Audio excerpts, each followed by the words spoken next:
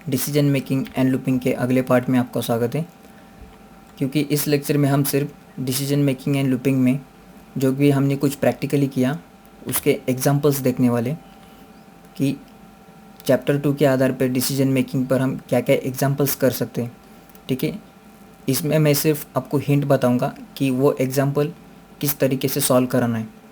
ठीक है, तो अगर आप इसके सॉल्यूशंस चाहते हैं तो आप मेरे चैनल पे जाके हमने वहाँ पे एग्जांपल सॉल्व करके दिए हैं, वहाँ पे आप देख सकते हैं कि इसका सॉल्यूशन क्या है। ठीक है, तो इसमें मैं आपको 10 एग्जांपल यहाँ पे आपके प्रैक्टिस के लिए मैंने रखे हुए हैं। जो कि पहला एग्जांपल है, इस एग्जांपल में आपको 10 से 1 तक के नंबर्स लूप के आधार पर प्रिंट कराने हैं। सेकेंड एग्जांपल में आपको चेक कराना है कि यूज़र से एंटर किया हुआ नंबर वो इवन है या ऑड है।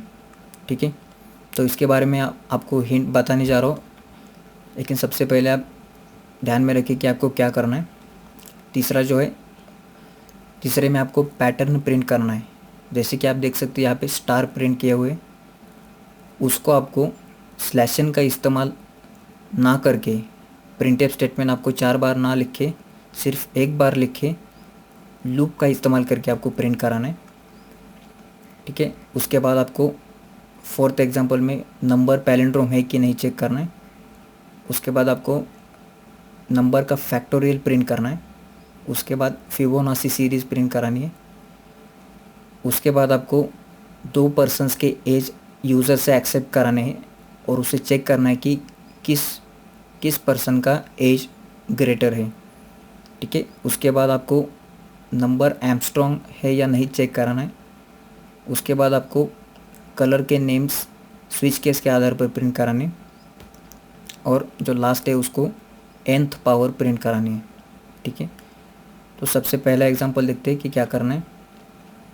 आपको 10 से 1 तक के नंबर्स प्रिंट कराने हैं। जैसे कि हमने पहले देखा कि हमने 1 से 10 तक के नंबर्स प्रिंट किए हैं, सिर्फ हमें यहाँ पे उसे उल्टा कराना है। यानी कि हमारा जो स्टार्टिंग लूप होगा वो 10 से स्टार्ट होगा। ठीक है, और हम वहाँ पे कंडीशन रखेंगे कि i इज़ ग्रेटर दैन और इक्वल टू 1। ठीक है, ना कि लेस दैन और इक्वल टू 1। और i की वैल्यू जो है हमारी 10 से डिक्रीमेंट होनी चाहिए। ठीक है, तो इसके स्टेप्स देखते हैं। सबसे पहले आपको i वेरिएबल 10 को इनिशियलाइज़ कराना है।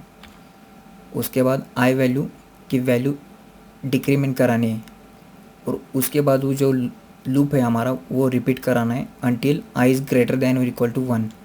ठीक है, तो इसके आधार पे आप इसका प्रोग्राम लिखिए और i की वैल्यू प्रिंट करें। तो सेकेंड एग्जांपल हमारा है, write a program to find enter number is even और ऑड। ठीक है, अगर आपको पॉसिबल हो तो आप 1 to 100 तक के इवन और ऑड नंबर्स प्रिंट भी कर सकते हैं। ठीक है, अगर आपको ये लॉजिक समझ में आ जाए तो एक इवन और ऑड क्या है ये देखते हैं। तो इवन जो नंबर होते हैं उसे जो भी नंबर 2 से डिविजिबल है, यानी कि उस नंबर को 2 से डिवाइड करें तो उसका आंसर यानी कि रिमाइंडर जो होता है वो 0 आता है, तो उसे इवन नंबर कहा जाता है। ठीक है, और जो 2 से डिवाइड नंबर नहीं होते तो उसे ऑड नंबर कहा जाता है। ठीक है, तो इसे करने के लिए आपको मॉड्यूलस ऑपरेटर का इस्तेमाल करना पड़ेगा। ठीक है, तो इसका स्टेप से पहले यूज़र से नंबर एक्सेप्ट करो। उसके बाद आपने जो नंबर एक्सेप्ट किया है उसे रिमाइंडर उसका चेक करें।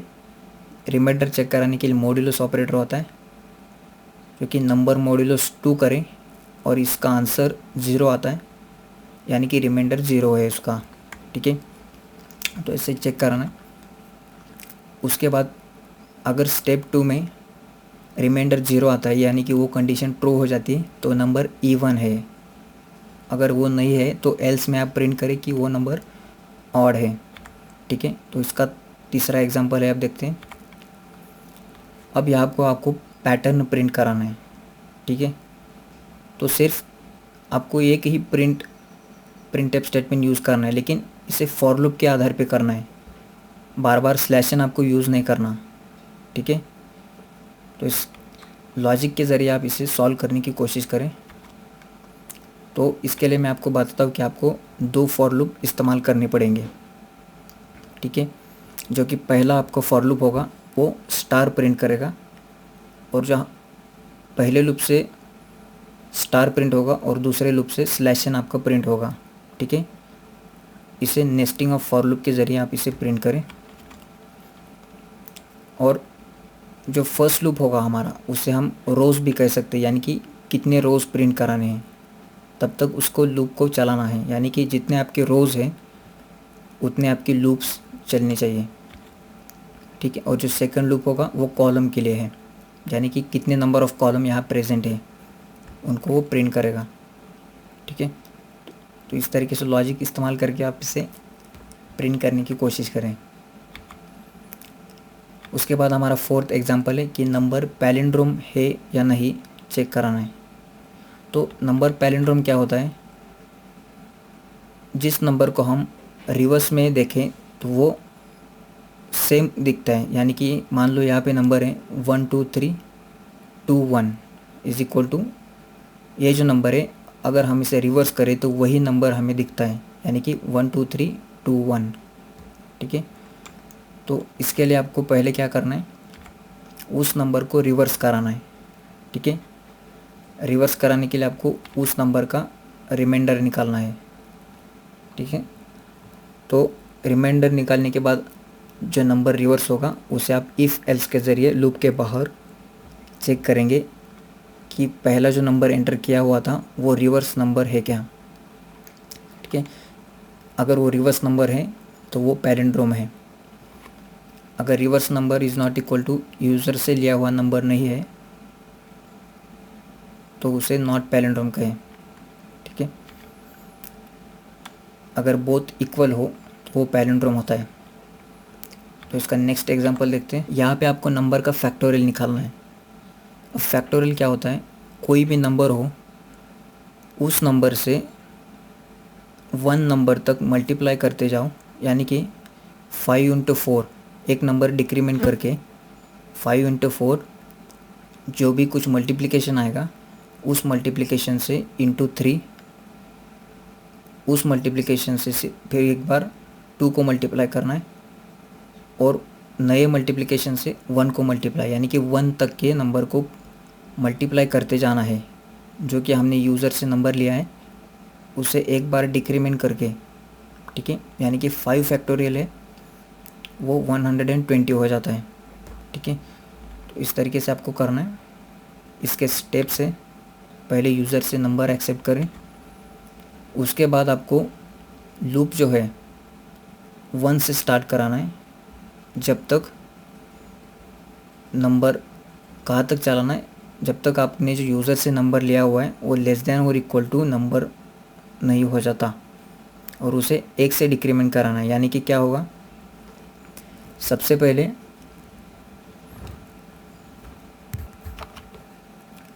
लूप को मल्टीप्लाई करना है, यानी कि जैसे कि i इंक्रीमेंट होगा तो एक आप एक्स्ट्रा वेरिएबल लीजिए, उसमें रिज़ल्ट स्टोर करें, ठीक है।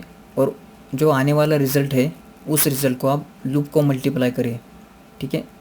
जैसे कि लूप बढ़ता जाएगा वो जो एक्स्ट्रा वेरिएबल है उसे मल्टीप्लाई करता रहेगा और उस एक्स्ट्रा वेरिएबल में ही उसका रिज़ल्ट स्टोर किया जाएगा और लूप के बाहर उसे आप प्रिंट करा दीजिए, ठीक है।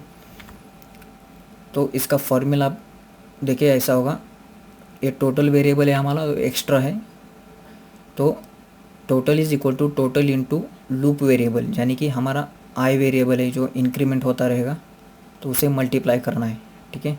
तो वैसे ही आप करोगे तो इसके लूप के बाहर आप इसे प्रिंट कर सकते हैं,